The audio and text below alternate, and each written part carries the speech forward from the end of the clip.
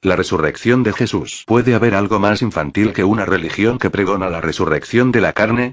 Los extraterrestres pudieron resucitar a Jesús porque su cerebro estaba intacto, ya que pudo durar mucho tiempo sin deteriorarse a causa de la radiación que recibió durante el episodio que se conoce como la transfiguración. A su vez, el maestro pudo resucitar a Lázaro porque también su cerebro estaba intacto.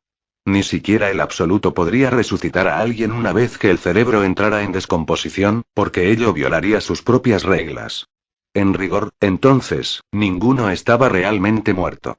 Jesús, después de ser resucitado por extraterrestres, se presentó a sus familiares, discípulos y seguidores en muchas ocasiones, unas veces en forma física y otras a través de una imagen holográfica, proyectada desde la nave espacial, que incluía también la voz del maestro. Estimado profesor, me interesaría sobremanera saber lo que en realidad sucedió a partir del momento en que Jesús fue crucificado. En la Biblia, los evangelistas incurren en contradicciones que hacen poco creíbles los relatos. Por ejemplo, mientras uno dice que María Magdalena vio en el sepulcro a 2 ángeles, Juan, otros afirman que vio a uno solo, Mateo, Marcos. También hay contradicciones porque algunos evangelistas no hablan de ángeles sino de jóvenes deslumbrantes, Marcos, e incluso de hombres maduros, Lucas. Además, mientras unos dicen que la luz estaba corrida, Marcos, Juan, Lucas, otro dice que la corrió el ángel, Mateo.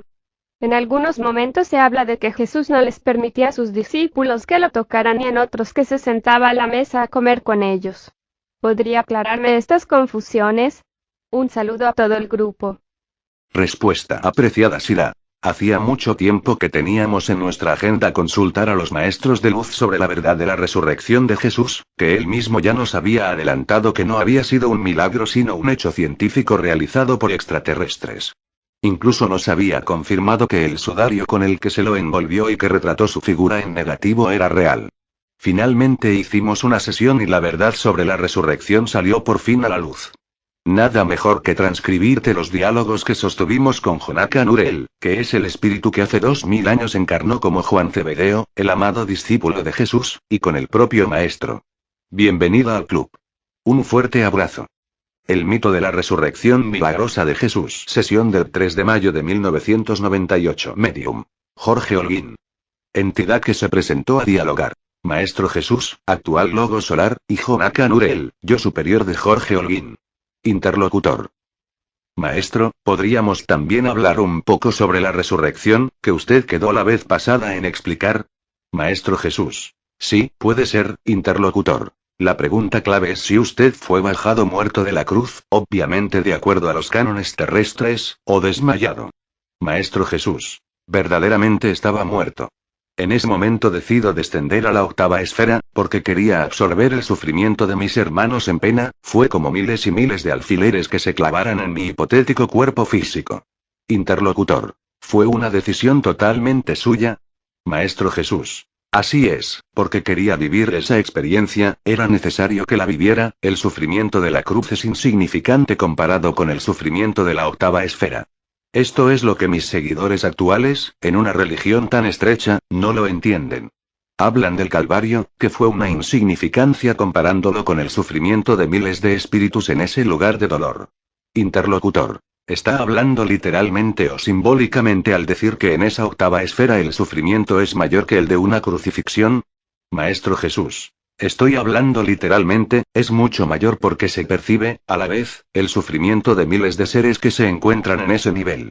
Interlocutor. O sea que el espíritu que está en la 8ª esfera también sabe el sufrimiento que causó a otros. Maestro Jesús. No solamente sabe, sino también siente el sufrimiento que causó a otros, y sube de nivel cuando en lugar de sufrir por todo lo que está sintiendo como pinchazos, hablo de pinchazos en vuestro lenguaje para ilustrar mejor lo que quiero decir, esos pinchazos dejan de dolerle porque las lágrimas hablando metafóricamente, derramadas por el sufrimiento causado a sus semejantes son más fuertes que los pinchazos. ¿Se entiende lo que quiero significar?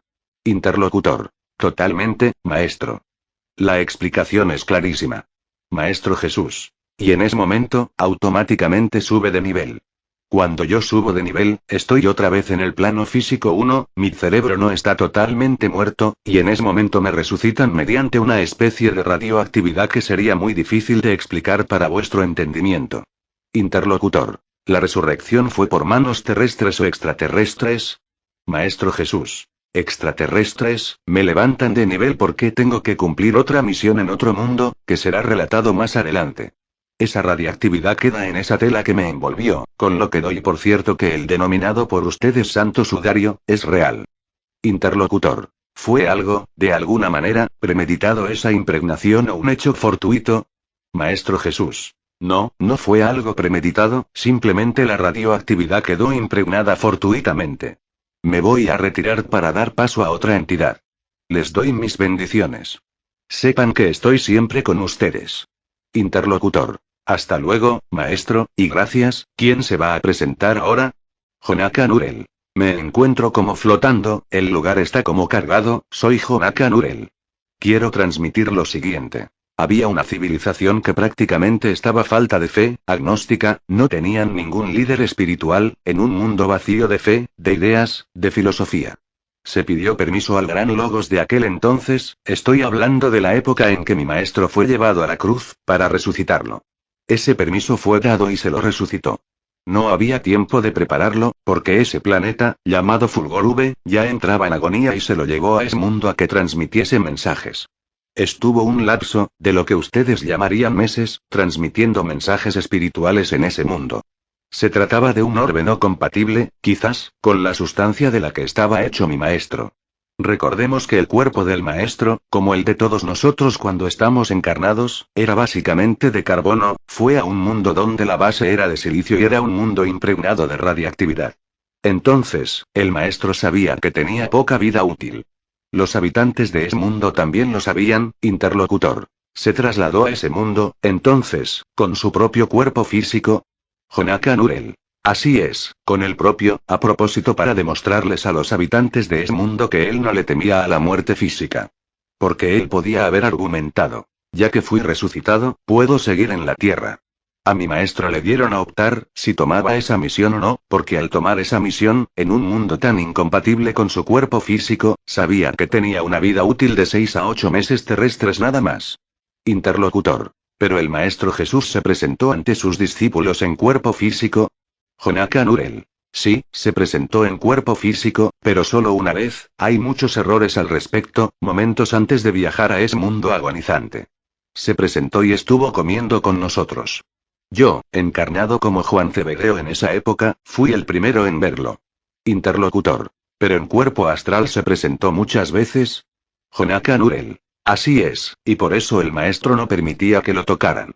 Pero esto no es lo que me interesa destacar ahora, sino el hecho de que optó por viajar a ese mundo, en el cual su vida física se apagaría al cabo de 6 a 8 meses, por la enorme radiactividad que había, no compatible con su organismo de carbono, no compatible con la vida de silicio que había allá, en ese mundo da mensajes, la gente muy incrédula, muy similares a nosotros pero de otra vibración, hasta que los pocos filósofos que quedan en ese planeta le hacen comprender que si viene un ser de otro mundo a predicar, y saben que ese ser no quiere ser aislado, protegido, es porque esos mensajes son válidos. Interlocutor. ¿Cuál fue el resultado de su prédica? Jonaka Nurel. Termina convirtiendo a millones de seres en un lapso de menos de 6 meses. O sea que en realidad está logrando, en mucho menos tiempo, la misma misión que aquí en la Tierra hizo en 2 años y 3 meses. Ahí lo logra en poco menos de 6 meses. Interlocutor. Realmente asombroso. Jonaka Nurel. En ese mundo donde los seres son de silicio, tienen también como una figura espiritual al Maestro Jesús. El Maestro Jesús desencarna en ese mundo afectado por las radiaciones. O sea que es un mérito enorme haber llevado a buen término esa misión, tan grande como el que tuvo en este planeta, y automáticamente es nombrado Logos Solar. Es, pues, sumamente elogiable la obra del Maestro Jesús, porque no solo dio su vida en la cruz por todos los de aquí, sino que da su vida por gente que ni siquiera conocía, con otras costumbres. Interlocutor. Esto ha quedado completamente aclarado. Hasta luego, Jonakan, y gracias. Sesión del 30 de mayo de 2003. Medium. Jorge Holguín. Entidad que se presentó a dialogar. Jonaka Nurel, yo superior de Jorge Holguín. Interlocutor. ¿Quién está presente? Jonaka Nurel. Un abrazo muy fuerte para todos. Habla Jonaka Nurel. Interlocutor. Como ya sabrás, mi idea es dedicar esta sesión íntegramente a la resurrección del Maestro Jesús. ¿Podríamos pasar directamente al tema? Jonathan Urel. Está bien. Puedes comenzar a preguntar. Interlocutor. Sabemos que Jesús fue resucitado por extraterrestres. No sé por qué en este momento se me ocurre que fueron los mismos del episodio de la transfiguración. Jonathan Urel. Sí, fueron los mismos. Son seres cuya constitución es completamente distinta a la de los humanos, ya que no tienen base de carbono, sino lo que aquí se llamaría selenio o silicio, es decir, con base metálica. Interlocutor. ¿La famosa transfiguración de Jesús fue un aumento de las vibraciones del Maestro? Jonathan Urel. Por un lado fue un aumento de las vibraciones, y por eso se pudo ver de alguna manera con un color más blancuzco y que refulgía, y por el otro fue inundado con una radiación especial para estar en compatibilidad con esos seres. Interlocutor. ¿Qué hubiera sucedido en caso contrario? Jonathan Urel. Si no hubiera estado protegido no habría podido soportar su enorme radiación. No debes olvidarte que en el plano físico el ser humano es muy vulnerable. Interlocutor. ¿De dónde provenían esos extraterrestres? Jonathan Urel. Provenían de un planeta desconocido para los astrónomos terrestres llamado Fulgor, estrella que pertenece a la constelación de Acuario. Interlocutor. Aunque es meramente anecdótico, ¿qué número tiene el planeta? Jonathan Urel. Fulgor 5. Se trata de un planeta bastante grande, que debe estar a unos 300 millones de kilómetros de su estrella. Interlocutor. El doble de la distancia de la Tierra al Sol. Jonathan Urel. Así es. Interlocutor. ¿A cuántos años luz de la Tierra está Fulgor 5? Jonathan Urel. Aproximadamente a 500 años luz. Interlocutor. Quizás sea una pregunta fuera de lugar, pero ¿sigue existiendo ese planeta? Jonathan Urel. Sí, sigue existiendo. Interlocutor. La famosa voz de Dios, que provino de la no menos famosa nube plateada, que nosotros ahora sabemos que se trataba de una nave espacial, ¿fue en realidad una travesura de alguno de los tripulantes?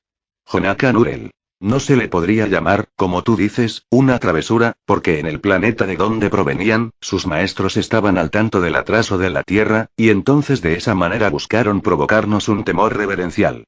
Interlocutor. Y de paso darle una mano al Maestro Jesús en su misión. Jonathan Urel. Por supuesto que sí. Interlocutor. En este momento se me ocurre preguntar, porque recuerdo haber leído algo al respecto, que el Maestro no dejaba acercarse a sus discípulos. Jonathan Urel. Era tan grande la vibración que cuando Pedro le quiere tocar el manto, Jesús le advierte que no lo haga porque se le podría quemar la piel. Interlocutor. ¿Esto era verdad? Jonathan Urel. Sí, era verdad. Pero no solamente se le podría quemar tocándolo, sino incluso estando a 1 metro de distancia. Interlocutor. ¿Y por qué Jesús no se quemó con esas radiaciones? Jonathan Urel. Simplemente porque la misma vibración elevada lo protegía. Era una vibración energética, no física, una vibración de su aura. Esa misma vibración fue como una armadura para su parte física, tanto de piel como orgánica, que evitó que su propia radiación lo quemara. Interlocutor. En los evangelios se relata que Jesús, en un huerto llamado Getsemaní, ubicado en el Monte de los Olivos, sintió tristeza y angustia y dialogando con el Absoluto le dijo: Padre, si así lo quieres, aparta de mí este cáliz de dolor. Pero no se haga mi voluntad sino la tuya. Jonathan Urel. ¿Fue realmente así y las palabras que pronunció Jesús fueron coherentes, en realidad más bien monólogo que diálogo, porque él habló con palabras y el Absoluto se comunicó con su cuerpo causal, porque estaba realmente con un temor tan grande, tan grande? Muchos me preguntaron, a nivel espiritual, sobre este tema. Nosotros tenemos muchos debates con otros maestros de luz, respecto a por qué fue tan fuerte Sócrates al tomar la cicuta y hasta llegó a discutir y a leccionar a algunos discípulos diciéndoles: el que está por dejar este mundo soy yo y no vosotros, y si yo tengo fortaleza, ¿por qué ustedes no? ¿Por qué entonces el Maestro Jesús, siendo tan elevado, pasando al plano quinto, de repente tenía esa falta aparente, recalco aparente, de coraje? La respuesta es porque estaba muy desgastado. Piensa tú que el desánimo, que baja las vibraciones sutiles, te hace replantear muchas cosas. Él tenía mucho desánimo porque sabía que de los 12 discípulos solamente había 2 o 3 que lo entendían y apenas yo mismo, encarnado en esa época como Juan Zebedeo, no comprendía todas las enseñanzas. Por estas circunstancias, Jesús se sentía muy solo y muy desamparado. El desamparo acoge el miedo, porque el desamparo de alguna manera produce ego y baja las defensas, como ahora dicen ustedes. Por eso, en algún momento dado, hizo presa de él una especie de apego. Naturalmente que quien terminó venciendo fue su sentido común, su despersonalización, su misión. Y de ahí que fue cierta la frase: Padre, hágase tu voluntad y no la mía. Cuando pasó todo lo de ese juicio que le hicieron al maestro, tan fraguado, tan lleno de mentiras, llega finalmente a la crucifixión, entonces él habla y le dice al Padre que los perdone a todos porque quienes lo habían crucificado no sabían lo que hacían. Interlocutor. ¿Estas palabras las pronunció estando en la cruz? Jonathan Urel. Sí, estando en la cruz, sangrando. Dice esas palabras porque la mayoría lo abucheaba, y él seguía con lágrimas en los ojos, con dolores corporales tremendos, a lo que sumaba la asfixia, pero a pesar de ello seguía pensando en cómo no entendían que lo que él quería traer era la pacificación. Y cuando decía que se levantarán padres contra hijos, hijos contra padres, él no quería desunir a la familia, son de tan poco entendimiento con respecto a las parábolas, sino que simplemente se refería a que no se iban a poner de acuerdo. Interlocutor. Al desencarnar Jesús, ¿hubo algo así como temblores, terremotos, etcétera, o es todo un invento de los evangelistas? Jonathan Urel. No, no fue un invento. Fueron hechos producidos por los mismos extraterrestres que después lo resucitaron. Interlocutor. ¿Lo hicieron por alguna razón especial? Jonathan Urel. Lo hicieron para fortificar el mito. Interlocutor. ¿Fue un hecho similar, en cuanto a propósito, a la supuesta voz de Dios en la transfiguración? Jonathan Urel. Así es. Interlocutor. ¿Cómo hicieron para producir esos temblores de tierra? Jonathan Urel. En esa zona de Jerusalén hay infinidad de cuevas y los extraterrestres tenían escondidas sus naves en ellas. En lugar de tenerlas en lo alto, la tenían adentro de la tierra. Interlocutor. ¿La nave madre también estaba escondida en alguna cueva? Jonathan Urel. No, la nave madre se mantenía a una altura de alrededor de 200 o 300 kilómetros. Solamente 2 naves exploratorias se escondieron en las cavernas. Y los temblores los produjeron con las naves horadando la tierra y provocando derrumbes. Interlocutor. ¿No se averiaron las naves? Jonathan Urel. No, a las naves los derrumbes no le hacen mella. Interlocutor. A ver si entiendo, en el momento en que Jesús expiraba las naves que estaban en las cavernas produjeron derrumbes y eso fueron los temblores o terremotos sobre los cuales habla la Biblia. Jonathan Urel. Así es. No hay ningún misterio. Interlocutor. ¿Cabe descartar, entonces, cualquier fenómeno climático coincidente? Jonathan Urel. Totalmente. La cuestión es muy simple y no busques nada misterioso. Interlocutor. Está perfectamente claro. ¿Jesús había dicho que al tercer día resucitaría? Jonathan Urel. Sí, lo había dicho. Interlocutor. Hay algo que no entiendo. ¿Qué es eso de que habla la Biblia de que en las Escrituras estaba escrito su resurrección? Jonathan Urel. No había nada predicho. Son todos inventos. Interlocutor. ¿Cómo sabía Jesús que lo iban a resucitar? Puede ser que precisamente en el episodio llamado de la transfiguración fuera el momento en que Jesús aceptó la resurrección que le propusieron los extraterrestres. Jonathan Urel. Precisamente a eso se habló en la transfiguración. Los extraterrestres de Fulgor 5 conocían la historia de la Tierra y también sabían que Jesús con su conducta se estaba trayendo inexorablemente problemas, tanto con las autoridades romanas como judías, y que seguramente iba a terminar siendo condenado a muerte. Interlocutor. Creo que hasta el propio maestro lo sabía. Jonathan Urel. Por supuesto que lo sabía. Y lo sabía también su propia madre biológica, ya que 1 año y medio antes le había dicho: hijo, te van a matar. Estos extraterrestres le comentaron a Jesús que la misma técnica radiactiva con la cual le habían aumentado las vibraciones también lo podría resucitar. Interlocutor. Ahora bien, Jesús es bajado de la cruz, y luego lo llevan al sepulcro y lo tapan con una pesada loza. ¿Nicodemo fue uno de los que ayudó, como dicen los evangelios? Jonathan Urel. Así es. Interlocutor. ¿Cuánto pesaría la loza, 100 o 200 kilos? Jonathan Urel. Exactamente 300 kilos. No era tampoco tan grande, pero 2 personas no la moverían.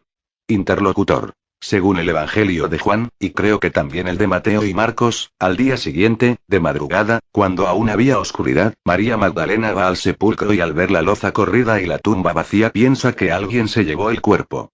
Cuando estaba sentada llorando vio a 2 ángeles de blanco y luego a Jesús, quien le pide que no lo toque. No quiero entrar en detalles sobre este episodio porque es conocido de todos. ¿Qué hay de cierto en este relato? Jonathan Urel. Los hechos sucedieron así. Cuando María Magdalena llegó al sepulcro estaba esperándola no un ángel sino uno de los extraterrestres que había entrevistado a Jesús en el episodio de la Transfiguración. La loza no estaba corrida, y este extraterrestre fue el que la corrió para que ella viera que Jesús no estaba. Interlocutor. Supongo que habrá utilizado algún aparato. Jonathan Urel. Obviamente. Se trataba de un aparato antigravitatorio. Interlocutor. De todos los hechos de la resurrección, los que más me intrigan son los que se refieren a las apariciones de Jesús. Jonathan Urel. Antes hay que aclarar que Jesús había sido cubierto con un manto, y la misma técnica radiactiva que lo había resucitado fue la que impregnó en negativo su silueta, con su sangre, sus heridas, tanto de las manos y los pies como de las de la frente y la del costado. Fíjate que las heridas de las manos a causa de los clavos no estaban en las palmas sino en las muñecas. Interlocutor. Sí, conocía este dato de la crucifixión, ya que si al condenado lo colgaban con clavos insertados en las palmas de la mano, el propio peso de cuerpo lo haría desprenderse y caer a tierra. Jonathan Urel. Claro, y por eso los dibujos que pintan las heridas en la palma de las manos están equivocados. Además, en el manto está bien clara la herida que Longino le produjo cuando le clavó la lanza en el costado. Y también se perciben una serie de heridas en la frente donde le habían clavado las espinas. Interlocutor. ¿A Jesús los extraterrestres lo resucitaron directamente en el sepulcro o se lo llevaron a la nave? Jonathan Urel. No, no se lo trasladó a la nave. Llevaron los aparatos al sepulcro y fue resucitado directamente allí. Si lo hubieran llevado a la nave no hubiera quedado impregnado el manto con la radiación. Interlocutor. Entiendo. En uno de los evangelios dice que el manto apareció al costado bien doblado. Jonathan Urel. El manto no fue acomodado, sino simplemente puesto a un lado. Interlocutor. ¿En algún momento a Jesús se lo desmaterializó para llevarlo a la nave? Jonathan Urel. Sí, después de resucitarlo. Pero no solo fue desmaterializado Jesús, sino también todos los extraterrestres que colaboraron en su resurrección. Interlocutor. ¿Es correcto llamar a eso teletransportación? Jonathan Urel. Sí, ese es el término correcto. Interlocutor. ¿Las apariciones de Jesús fueron en forma astral, proyección holográfica o se presentó personalmente?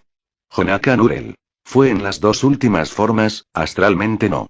El maestro de presentó muchas veces, tanto en una forma como en otra. Interlocutor. Según la Biblia, Jesús hablaba en cada una de sus apariciones. Jonathan Urel. La respuesta es que, aun tratándose de proyección holográfica, Jesús podía hablar. Interlocutor. Cuando Jesús se presentaba a través de una proyección holográfica era difícil reconocerlo. Lo pregunto porque en la Biblia, no recuerdo en cuál evangelio, se decía que no lo reconocían, por lo menos al primer intento. Jonathan Urel. No te olvides que la proyección holográfica, aunque representaba perfectamente a Jesús, no dejaba de ser transparente y eso dificultaba el reconocimiento de inmediato. Interlocutor. ¿Jesús se vería algo así como un fantasma? Jonathan Urel. Claro, se veía así. Interlocutor. ¿Cuál era la razón por la cual Jesús les decía que no se le acercaran? Jonathan Urel. En realidad era para aventar toda posibilidad de que descubrieran que no era él sino que se trataba de una imagen proyectada. Además, si la hubieran tocado, la impresión hubiera sido tremenda. Ese tipo de proyección no tenía comparación con la que se hace actualmente en el planeta Tierra, porque su energía era muy grande y con las 3 dimensiones muy reales. A esto se sumaba el hecho de que si se metía la mano dentro de ella se llegaría a palpar algo, con una sensación de estar tocando algo más liviano que el agua, similar a aire muy espeso, y también se produciría una especie de zumbido que los hubiera literalmente aterrado. Esta conjunción de cosas hizo que el maestro, prudentemente, les formulara la advertencia. Interlocutor. En la Biblia se dice que Jesús, después de aparecer y permanecer un tiempo, desaparecía de pronto. Supongo que simplemente desde la nave apagaban el aparato que lo proyectaba. Jonathan Urel. Sí, así era. Interlocutor. Supongo también que Jesús hablaba desde la nave y la proyección holográfica de la figura también hablaba. Jonathan Urel. Sí, porque la proyección holográfica incluía la voz también. Interlocutor. ¿En la Tierra tendremos algo parecido? Jonathan Urel. Lejanamente parecido. Hay proyección holográfica, pero no tan perfeccionada porque las imágenes tienden a perderse. Además, no han logrado aún la proyección del sonido bucal. Interlocutor. ¿Y personalmente a quiénes se presentó? Jonathan Urel. Se presentó a todos sus discípulos. Incluso ocurrió la anécdota que relato como Juan, donde a lo último Pedro le pregunta a Jesús: ¿Tú volverás? Y él dice: yo dejo al Espíritu Consolador. Al decir esto, lo que el maestro quiso decir es que el Espíritu del Absoluto siempre está con todos los seres, sea como consolación, como aprendizaje, como misericordia. Esto era muy difícil de entender, porque aún los propios apóstoles querían cosas más concretas. Aparte, Pedro, con sus celos, siempre trató de competir conmigo, encarnado como Juan. Siendo yo pequeño, teniendo 18 años de vida física, decía: ¿y con este qué? O sea, siempre preguntaba sobre mí menospreciándome, porque él deseaba ser el favorito y entonces siempre celaba. El maestro le tenía una paciencia pero tan grande. Interlocutor. En la Biblia se dice que se presentó ante dos discípulos que iban hacia Emaús, uno de ellos llamado Cleofás, y que luego de reconocerlo lo invitaron a comer y él partió el pan, lo distribuyó y también comió. ¿Este episodio es real? Me refiero a si se presentó en cuerpo físico. Jonathan Urel. Sí, el episodio es real, y se presentó en cuerpo físico comiendo después con ellos. Interlocutor. ¿Todas las veces que en la Biblia se relata que Jesús se presentó y comió fueron hechos reales? Jonathan Urel. Sí, porque estaba presente físicamente. Interlocutor. ¿Y cómo hacía para desaparecer? Porque, según también se relata, el maestro no salía por la puerta como todos, sino que de pronto desaparecía. Jonathan Urel. Cuando se trataba de una proyección holográfica, desaparecía cuando concluía la emisión, y cuando estaba en presencia física, desaparecía porque lo teletransportaban a la nave. El maestro, obviamente, ya había acordado con los extraterrestres que cuando diera la señal, a través de un aparato que tenía en la muñeca, directamente lo trasladaban. Interlocutor. El episodio con Tomás, quien decía que si él no ponía los dedos en las llagas no creería que Jesús hubiese resucitado, ¿fue real? Jonathan Urel. Sí, fue real. Obviamente, Jesús estaba en cuerpo físico, de lo contrario Tomás no hubiera podido poner los dedos en las llagas. Interlocutor. ¿Pero por qué los extraterrestres que lo resucitaron no le curaron también esas heridas? Jonathan Urel. Fue curado de muchas heridas, incluso de algunos órganos deteriorados. Pero con respecto a las heridas de las muñecas se las dejó para que pudieran ser vistas. El maestro no quiso que se las curaran porque había previsto que iba a constituir un factor importante de credulidad. Interlocutor. ¿En las proyecciones holográficas esas heridas también aparecían? Jonathan Urel. Sí, perfectamente. No te olvides que la proyección holográfica muestra al cuerpo tal cual es, porque es como una foto. Y lo que está en el original también aparece en la copia. Interlocutor. Entiendo. ¿También apareció Jesús en el mar de Tiberíades y comió con sus discípulos? Jonathan Urel. Sí, también es un hecho real. Interlocutor. Ahora bien, según tengo entendido, la resurrección de Jesús por extraterrestres no fue algo planificado desde los planos espirituales, es decir, antes de encarnar el maestro. ¿Es así? Jonathan Urel. Sí, no fue algo premeditado. Interlocutor. En realidad yo voy a otro aspecto de la pregunta. Jonathan Urel. Capto perfectamente lo que quieres preguntar. Fíjate que la base de la religión, llamémosle católica apostólica, tan dependiente de milagros, es la resurrección de la carne. Hablo en forma tan negativa porque los verdaderos caminos espirituales se basan en el servicio y no precisan de milagros. Pero fíjate que la resurrección de Jesús por extraterrestres fue nada más y nada menos que un accidente, por decirlo así.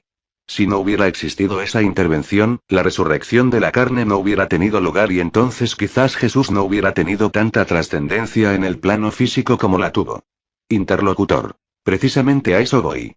El Maestro Jesús aprovechó el hecho de que fue resucitado para fortalecer su figura y por lo tanto sus enseñanzas.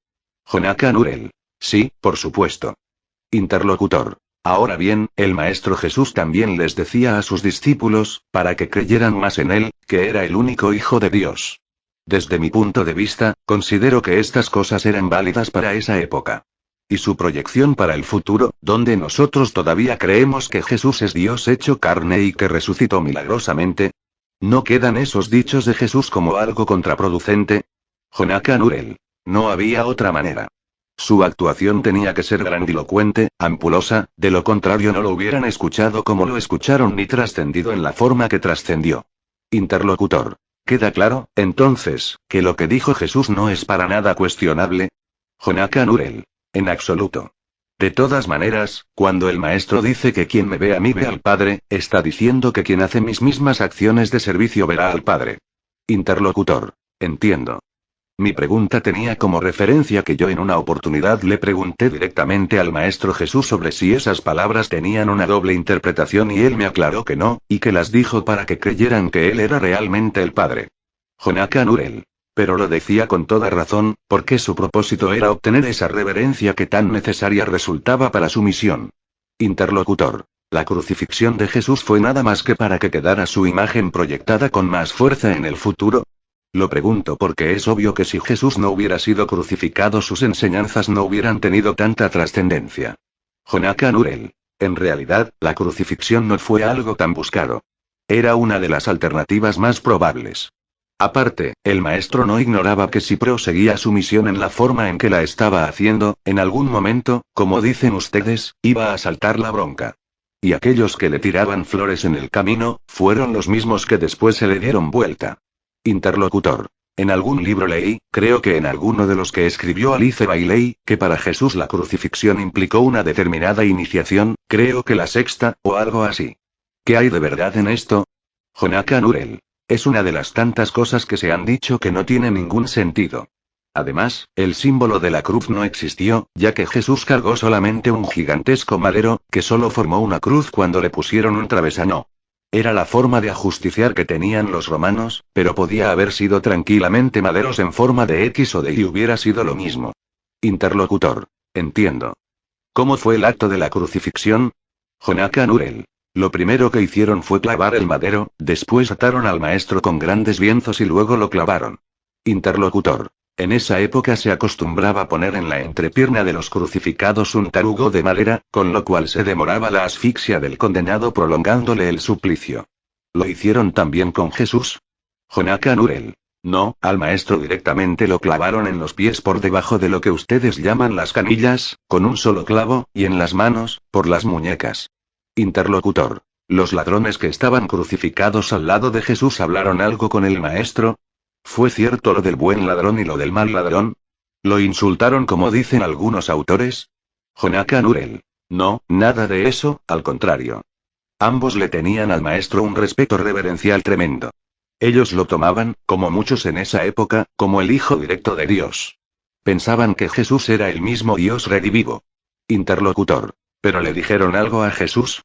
Jonathan Urel. Le dijeron que tenga piedad de ellos.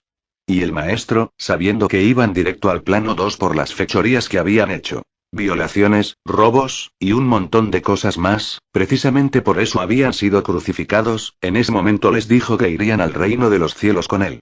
Con esto les quiso dar aliento en ese momento tan penoso, pero también sabiendo que luego recapacitarían e iban a ascender casi de inmediato al plano 3. Interlocutor.